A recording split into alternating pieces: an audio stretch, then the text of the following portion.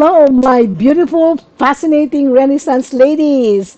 I'm still here in the beautiful veranda of our hotel, my hotel room, and in our beach resort, waiting for the next team building batch that I will be delivering. And you can see how beautiful, the beaches, the ocean, and this wonderful way of doing my work and enjoying myself, immensely. This is a slice or a glimpse of what a great life for me is.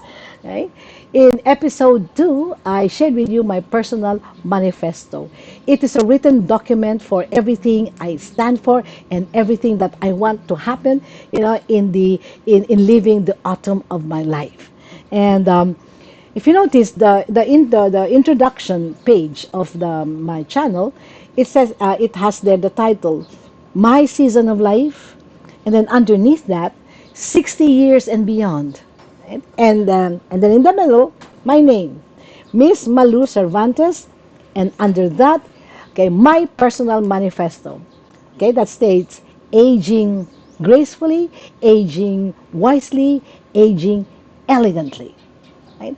Those are my guiding principles. So everything I do, think about, every activity, even the way I would dress, are all harmonized and aligned with that manifesto on a daily basis. Right? So if it's your first time, just go to the description in a portion and just click and watch episode 2. Okay, so let's dive in. So aging gracefully. Right? From Webster, we find out that this is how gracefully, are defined: pleasing or attractive in line, proportion, or movement. Synonym for that will be charm and ease of movement or bearing, quality of being considerate and thoughtful. In short, it's a quality or a trait one possesses. Right? So, for me, how do we age gracefully? For me, the first part or the first thing is it begins with the right paradigm. I keep on using reset the paradigm. Let's have a new way of thinking, a new way of living, because it always starts that way. It starts with the right paradigm. How I view the autumn of my life. How I view, what it means to be 60 years and beyond. Okay, do I view it as lost youth, a decline in cognition and in everything, or a death sentence because there's nothing more you can do with your life, or the best years of life? Those are two paradigms. It's either one or the other. I know I told you that I read a lot, and I read the classics and I learn from everybody. In fact, when I was told, if I have a mentor or I have mentors, I say, oh yeah, I have lots and lots and lots of mentors. And say, really? How did you get them? And I told them, well, I have three that I meet regularly, but all the hundreds of them, I meet them almost every day because I read their books. The authors are my mentors. Okay, one of them is Marcus Aurelius. He is a figure in Stoic philosophy. And 2,000 years ago, he wrote this. Can you imagine 2,000 years ago? And let me read. Your happiness depends upon the quality of your thoughts. Let me repeat because it's beautiful. Your happiness depends upon the quality of your thoughts. Okay? 2,000 years after, and more than 2,000 years after, neuroscience, which is a relatively new type of discipline, which, by the way, is my current interest. It's my current passion, right?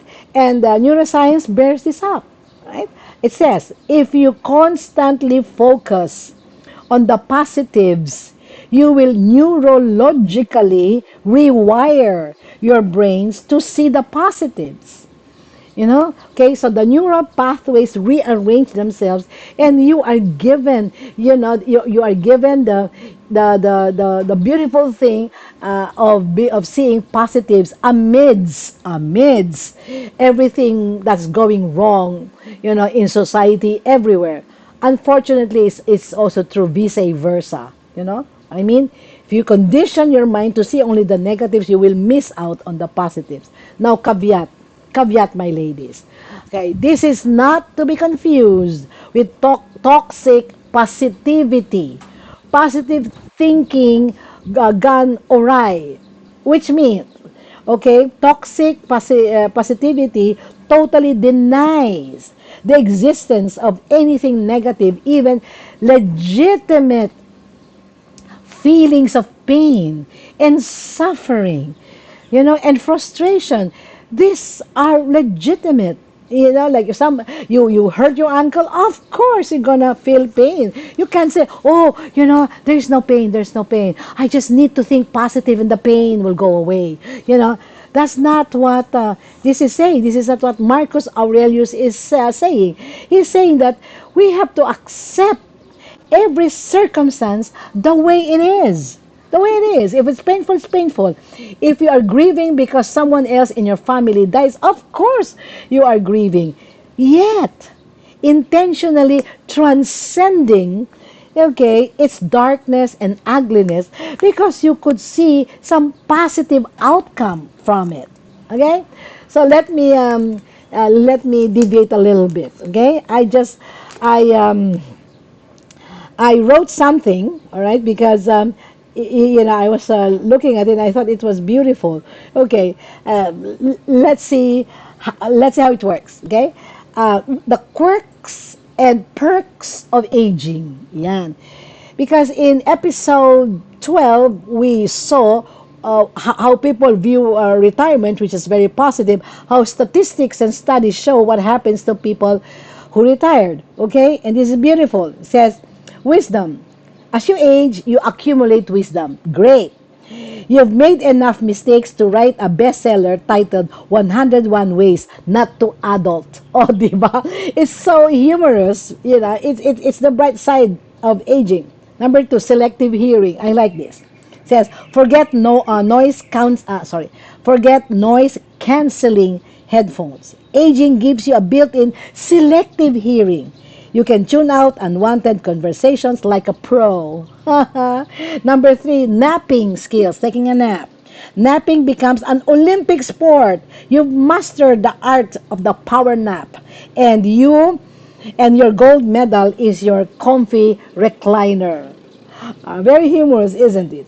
Okay, another one. No filter says social filters? Nah. You say what you want when you want. It's liberating and sometimes shocking. Okay, number five. Fashion freedom. Talking about freedom. We talked about that in episode 12. You have ditched uncomfortable shoes and tight jeans. Elastic waistbands and sensible shoes are your style icons now. Okay? You just don't care. You just don't care. Okay? So this is funny, all right, and that's my husband calling from Manila. Okay, because he hasn't seen me for 13 days because I'm right here in the beach doing my work, the work I love, at the same time enjoying myself. Okay, so some of the humorous ways of looking at it, but I look at it as positive now. Okay, I would just like to share with you. Okay, I would just like to share with you some of the things I have written here. What's aging gracefully for me, right? So let me read it, right? One is embrace the season of my life, I said, don't look at it with sadness. That's one way of aging gracefully. Another one would be no denial. Face the truth of added years, no longer young in number as defined by society and culture. That's what I've written. Here, what? Year 2020. That's 4 years ago. Ladies, I've written this already. I didn't know I'm gonna use it in a YouTube, in my own YouTube channel. So I'm just reading it, okay? So another way I age gracefully, okay, is no fighting the fact, no thoughts of regrets, accept limitations, Okay, in strength, stamina, slim body. I used to weigh 98 pounds even with two kids. Now, don't ask me. Okay, as well as potentials. Okay, no need to impress. I just want to help. No need to impress. Leverage strengths to even out areas of weakness. That's what I put here. I'm just reading to you. Okay? So, no striving to look young, right? I just want to look great, not 20 years younger. Okay? Fine. But if people tell me I look 10 years younger, I'm happy. Okay? No, look at this season, this autumn of life as opportunities and new challenges, navigating uncharted territory because it can give surprises, can give surprises, new learnings, new friends, new adventures, new freedom. That's what I said. Okay. And last two, celebrate this season of life. Celebrate it. Opportunity to live life, okay, on my own terms. Nobody dictates to me, okay, how I should live. I earned my stripes already on that. No more family obligations. Freedom to be and to do whatever gives meaning and joy to me. I have to enjoy intentionally this season. Okay? So we will continue with this. I promise you. Now, if you guys liked what you hear, it has helped you, please click the bell icon, like and subscribe so that we know that we have been helping you. And then don't be afraid to give her comments. And we will be seeing you in episode 14 for the continuation of this. Until then, my ladies, this is your life coach, your mentor, your fellow sojourner in this season of our life. So, Miss Manu Cervantes signing off. I'll see you next time.